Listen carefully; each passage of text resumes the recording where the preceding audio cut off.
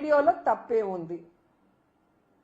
ఆ వీడియోలో ఉన్న ఆవిడ మాకు 25-30 సంవత్సరాలుగా మా అందరికీ ఒక మంచి రిలేషన్షిప్ ఉంది.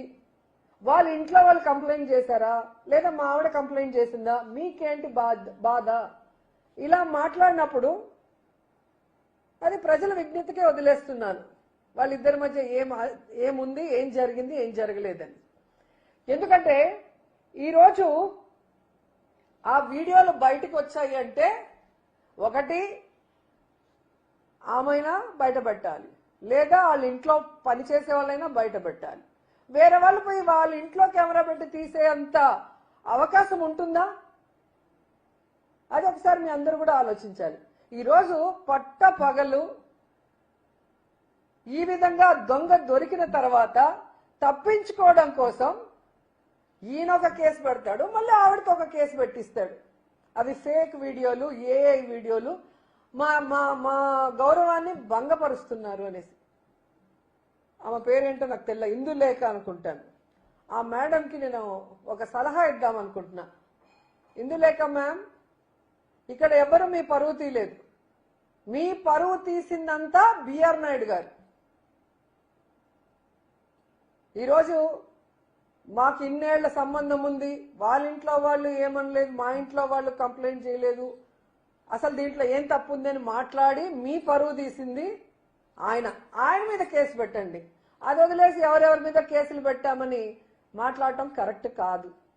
రెండోది, మీరు చూస్తే ఈరోజు ఇందులేఖ గారు 2019లోనే లెటర్ రాసినట్టుగా మీరు టీవీ మీడియాలో చూశారు, సోషల్ మీడియాలో అంతా కూడా. అది తెలుగుదేశం పార్టీ ఆఫీస్కి డైరెక్ట్ గా చంద్రబాబు నాయుడుకి, లోకేష్ కి రాశారు. మరి నిజం లేకపోతే మీరెందుకు లెటర్ రాశారు మేడం? అది మీ లెటర్ కానప్పుడు ఆ లెటర్ని మీద ఎంక్వైరీ ఏమనండి. ఆ లెటర్ అందిందా లేదా చంద్రబాబు నాయుడు చెప్పాలి, ఆ లెటర్ రాశారా లేదా ఇందులేఖ మేడం చెప్పాలి. చేయాల్సిన తప్పులన్నీ అందరూ చేసేసి ఎంతసేపు వైఎస్ఆర్సీపీ మీద దుమ్మెత్తి పోసేదానికి రెడీగా ఉంటారు. ఏ రోజు వైఎస్ఆర్సీపీ ఇలాంటి తప్పుడు పనులు చేయలేదు, ఏ రోజు వైఎస్ఆర్సీపీ ప్రజలకి అన్యాయం చేయలేదు, భగవంతుడిని కూడా ఎప్పుడూ కూడా అగౌరవపరచలేదు. కానీ మీరు ఎదవ పనులు చేస్తారు, భగవంతుడిని అగౌరవపరుస్తారు, వీడియోలు దొరుకుతారు, ఫోటోలు దొరుకుతారు, మళ్ళీ ఇదంతా వైఎస్ఆర్సీపీ కుట్ర అని మీ పచ్చ ఛానళ్లతో దాన్ని మా మీద రుద్దాలని చూస్తున్నారు. ప్రజలేం పిచ్చోళ్ళు కాదు, ప్రజలు మొత్తం చూస్తున్నారు. బిఆర్ నాయుడు గారు చైర్మన్ అయిన రోజు నుంచి ఈ రోజు వరకు కొండ మీద ఏ విధంగా తాగేసి మాడ వీధుల్లో తిరిగిన దాఖలాలు చూసాం, మర్డర్ జరిగిన దాఖలాలు చూసాం, గోవులు చనిపోయింది చూసాం, మాంసం తిన్న దాఖలాలు చూసాం. అన్ని కూడా మీడియాలో వస్తున్నాయి కదా. ఇది ఏవి కూడా ఏవి కాదు, ఫేక్ కాదు. అసలు వైకుంఠ ఏకాదశి 6-7 మంది చనిపోతే ఒక చైర్మన్ గా బాధ్యత లేకుండా దాని గురించి పట్టించుకోలేదు. పవన్ కళ్యాణ్ గారు వచ్చి సారీ చెప్పంటే ప్రెస్ మీట్ పెట్టి సారీ చెప్తే చచ్చిపోయిన వాళ్ళు లేసి వస్తారా? ఎవడో చెప్తే సారీ చెప్పమంటే నేను చెప్తానా? అంటే నరాన బిఆర్ నాయుడుకి కొవ్వు ఎలా కొట్టుకుంటుందో చూడాలి. అంటే భక్తుల ప్రాణాలు అంటే మీకు గౌరవం లేదు.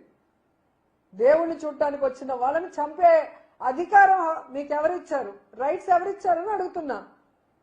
ఎన్నో సంవత్సరాలుగా వైకుంఠ ఏకాదశి అంటే క్యూ లైన్లు పెట్టి టికెట్లు ఇష్యూ చేస్తారు, టోకన్స్. మరి ఏ రోజు జరిగింది? నీ ప్రభుత్వంలో ఎందుకు జరిగింది? నువ్వు ఎవరైనా ఆఫీసర్ని కలుపుకొని పోతే కదా, ఎవరిని మతించవు, ఎవరిని అడగవు, నీకు తెలియకపోయినా నీ ఇష్టానికి చేస్తావు. నీ వల్ల ఈరోజు తిరుమల కొండ పేరు ప్రతిష్టలు దిగజారే విధంగా జరుగుతున్నాయి, అలాగే ప్రజల ప్రాణాలు పోతున్నాయి. సిగ్గు లేకుండా ఈసారి వైకుంఠ ఏకాదశిలో టోకన్లు ఇష్యూ చేయడం చేతగాక జనాల్ని రానికుండా కింద తిరుపతిలోనే ఆపేశారంటే ఎంత దురదృష్టకరమో ఒకసారి చూడండి. నాకు తెలిసి చరిత్రలో అతి తక్కువ మంది వచ్చిన వైకుంఠ ఏకాదశి ఇదే అనుకుంటా.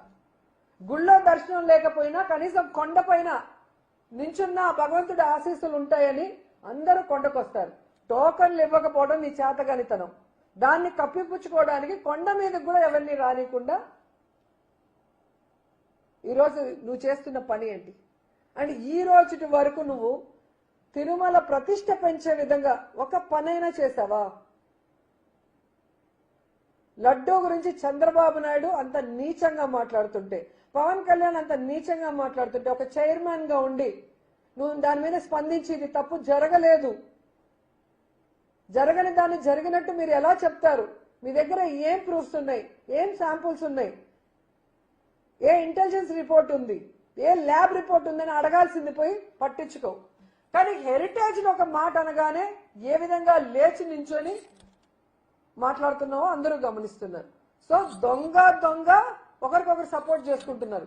చంద్రబాబు నాయుడు చేసే యదవ పనులన్నింటినీ నువ్వు భజన చేసి గొప్పగా చూపించి ఈయనంతా తోపులేడు తురుములేడని చూపిస్తావు టీవీ5 లో. ఆయనకి నచ్చే విధంగా ఆయన చెవులకి ఇంపుగా జగన్మోహన్ రెడ్డిని వైఎస్ఆర్సీపీ వాళ్ళని ఇష్టం వచ్చినట్లు మాట్లాడి వాళ్ళ మీద నిందలు వేస్తావు. దానికోసం నీకు క్విట్ ప్రోకో కింద ఒక తిరుమల తిరుపతి దేవస్థానం చైర్మన్ పదవి తీసుకున్న నీకు బుద్ధి లేకపోయినా ఇచ్చే చంద్రబాబు నాయుడు కన్నా బుద్ధి ఉండాలి. అంత గొప్ప పదవిని ఇలాంటి నీచుడికి, ఇలాంటి వికృత మనస్తత్వం ఉన్న బిఆర్ నాయుడికి ఇచ్చినందుకు ఆయన సిగ్గుపడాలి.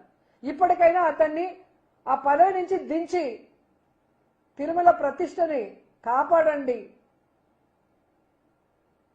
ఎందుకంటే ఈరోజు బిఆర్ నాయుడు అంటున్నాడు, ఎవడు పడితే వాడు రిజైన్ చేయంటే నేను ఎందుకు చేయాలా? ఎవడబ్బ సొమ్ము?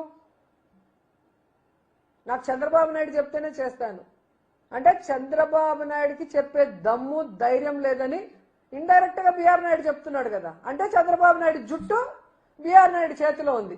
కాబట్టి బిఆర్ నాయుడు ఎన్ని ఎదవ మాటలు మాట్లాడినా, ఎన్ని ఎదవ పనులు చేసినా, ఇలాంటి వీడియోలు ఎన్ని వచ్చినా రిజైన్ చేయమని అడగడు అనేది బిఆర్ నాయుడు గారి కాన్ఫిడెన్స్ అనుకుంటా. ఇంతవరకు చంద్రబాబు నాయుడు గాని పవన్ కళ్యాణ్ గాని ఈ బిఆర్ నాయుడు విషయం మీద మాట్లాడకపోవడం చూస్తేనే మీకు అర్థమైపోతుంది. ఎందుకంటే తిరుమల మీద తన రాజకీయ లబ్ధి కోసం, డైవర్షన్ పాలిటిక్స్ కోసం జగనన్న మీద దుమ్మెత్తి పోసే విధంగా లడ్డూ ఇష్యూని ఎంత నీచంగా మాట్లాడారో మనం అందరం కూడా చూసాం. కానీ ఈరోజు బిఆర్ నాయుడు వీడియోలు బయటకు వస్తే సనాతన యోధుడు పవన్ కళ్యాణ్ నోట్లోంచి మాటలు రావు, చంద్రబాబు నాయుడు నోట్లోంచి కూడా మాటలు రావు.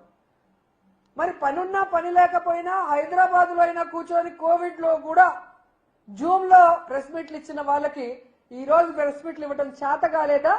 ఇస్తే బిఆర్ నాయుడు చేతిలో వాళ్ళకి ఫుల్ స్టాప్ పడుతుందన్న భయమని నేను అడుగుతున్నాను. ఎందుకు పవన్ కళ్యాణ్ అడుగుతున్నానంటే లడ్డూలో కొవ్వు కలవకపోయినా, జంతు కొవ్వు, ఫిష్ ఆయిల్, పంది కొవ్వు కలకపోయినా చంద్రబాబు నాయుడు చెప్పిన అబద్ధాన్ని నిజం చేయటం కోసం తిరుపతిలో మీటింగ్ పెట్టి కాషాయ డ్రెస్ వేసుకొని ఎంత ఓవర్ యాక్షన్ చేశాడో మనం చూసాం.